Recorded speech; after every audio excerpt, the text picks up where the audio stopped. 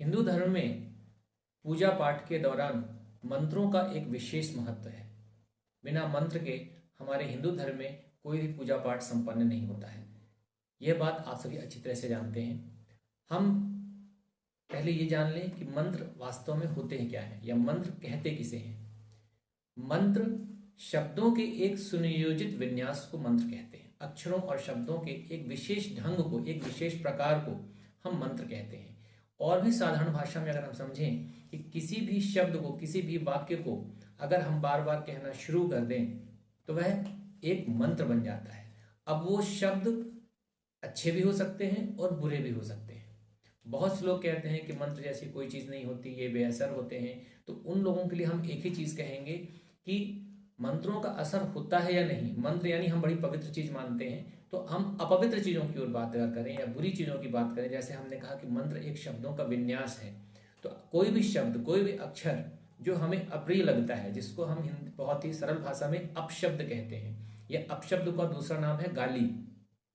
अगर हम किसी को कुछ बुरा भला कहते हैं यानी कि गाली देते हैं, तो सामने वाले को तीर की तरह लगती है, बिल्कुल गोली की तरह लगती है, और सामने वाला बिलबिला जाता है, एकदम तिलमिला जाता है, और वो कुछ भी करने को, मारने मरने पे उतारू हो जाता है। तो सोचिए, एक साधारण से वाक्य, साधारण सा शब्द जो आपको कहा गया, आपको कितना असर करता है। उसी प्रकार अच्छे सेंस में लें, सही उसको पॉजिटिव सेंस में अगर लें, इसी प्रकार जो अच्छी चीज़ें होती हैं वो मंत्र कहलाती हैं। ऐसे वाक्य, ऐसे शब्द जिनमें एक पॉजिटिव एनर्जी होती है या हो सकती है, वही होते हैं मंत्र।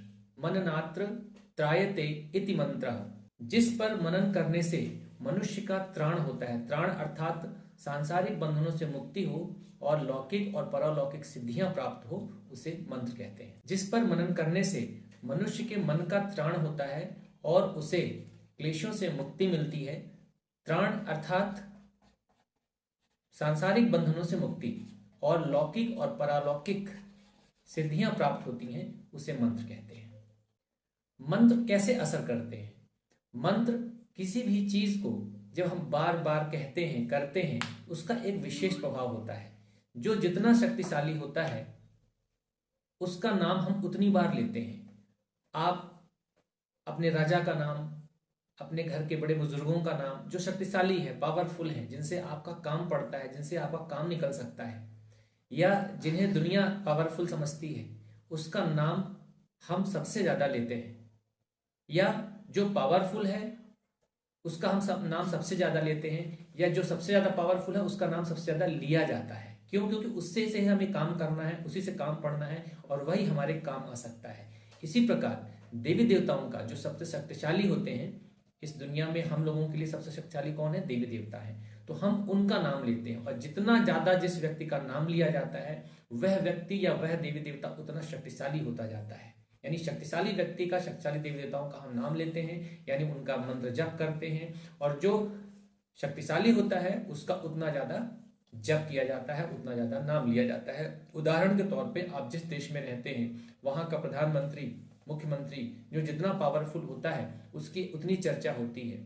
अमेरिका के राष्ट्रपति की चर्चा पूरे विश्व में होती है, क्योंकि अमेरिका और उसके राष्ट्रपति विश्व में सबसे ज्यादा पावरफुल हैं। तो हम उनका नाम हमेशा लेते हैं। तो वही नाम लेना ही मंत्र जप कहलाता है। इसी जब हम देवी देवताओं के नाम का मंत्र जपते हैं, देवी देवताओं का नाम लेते हैं, उसे हम मंत्र की संज्ञा देते हैं। हम मंत्र असर करते हैं, तो हमने आपको पहले ही कहा कि मंत्र असर करते हैं या नहीं, ये इसी बात से पता चलता है कि जब आपको कोई अपशब्द कहता है तो तुरंत आपको वो चीज़ बहुत ज़्यादा चुभ जाती है और आप मरने मारने पे उतारू हो जाते हैं। इसी प्रकार जब हम वैदिक मंत्रों का या तांत्रिक मंत्रों का जप करते हैं, तो जितना अधिक से अधिक जप करेंगे उतना वो प्रभावशाली होगा, और जितने आप भावना के साथ और जितने उस पर अटूट विश्वास के साथ आप मंत्र जप करेंगे, तो वह मंत्र एक मंत्र पुरुष के रूप में उपस्थित हो जाता है।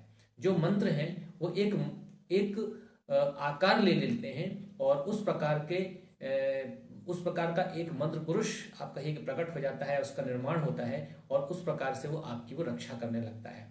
अब अगर आप जितने शास्त्रों में जितने भी मंत्रों के जब संख्या बताई गई है, अगर आप उतनी संख्या में मंत्र जप नहीं करेंगे तो आपको मंत्रों का परिणाम नहीं मिलेगा। उसको आप इस तरह से समझ सकते हैं कि जैसे अगर आपने एक हीटर लगाया है जलाने के लिए, आपने प्लग इन किया है, और वोल्टेज नहीं है तो हीटर नहीं जलेगा। ठीक है, आप अपने से 10 कदम दूर पे किसी व्यक्ति को खड़े हैं और आप समान रूप से बोलते हैं, उसे सुनाई देता है, पर 100 कदम खड़े दूर व्यक्ति को आपको चिल्लाना पड़ता है, और 1000 कदम दूर खड़े व्यक्ति को आपको और तेज से या फिर स्पीकर लगा के, लाउड स्पीकर लगा के चिल्लाएंगे तभी उसको सुनाई पड़ेगा। तो उसी प्रकार देवी देवताओं का है कि आप जितना जप संख्या कही गई है, अगर उतनी संख्या में पर्याप्त जप नहीं करते हैं तो वह मंत्र उस देवी देवता को उत्पन्न नहीं कर सकता है, उसको साकार रूप नहीं दे सकता है, और इस कारण से वो फलीभूत होते नहीं दिखते हैं या आपको असर नहीं दिखता है उनका। इस कारण से हमें ऐसा लगता है कि मंत्र जप व्यर्थ होता है या मंत्रों की कोई शक्ति नहीं होती है। पर हमें जितने भी जप संख्या बताई गई है निर्धारित, हर जप की, हर मंत्र की अलग अलग जप संख्या वेदों में हमारे ऋषि मुनियों ने, महर्षियों ने निर्धारित की है, उतनी हमें जप करना चाहिए, उतनी संख्या में हमें जप करना चाहिए। और अगर हम उतना जप नहीं करते हैं तो हमारा जप लगभग व्यर्थ ही होता है। व्यर्थ तो नहीं कहेंगे, व्यर्थ बिल्कुल नहीं होता है, हम इसके लिए क्षमा चाहते हैं। व्यर्थ नहीं जाता, कुछ भी व्यर्थ नहीं जाता, पर हमारा जो हम अपना साधन, जो अपना हम कार्य साधन करना चाहते हैं, अपना कार्य उस मंत्र के माध्यम से, उसके जप के माध्यम से जो हम चाहते हैं कि हो जाए, वो नहीं हो पाता, क्योंकि कहीं ना कहीं कमी रह गई है। इसको आप इस प्रकार से समझ सकते हैं, अगर बहती हुई नदी में हम एक पुल का निर्माण करना चाहें, आप नदी बह रही है, बगल में रेत है, आप उसी रेत को लीजिए और वहां पर मेढ़ बनाने की कोशिश करिए, एक पुल बनाने की कोशिश करिए, रेत का ढेर लगाइए कि पानी रोक देते हैं हम इसको, ठीक है, एक पुल बनाने की कोशिश करिए, तो क्या होगा कि पानी में वो रेत बहती चली जाएगी और आपका पुल बनकर तैयार नहीं होगा।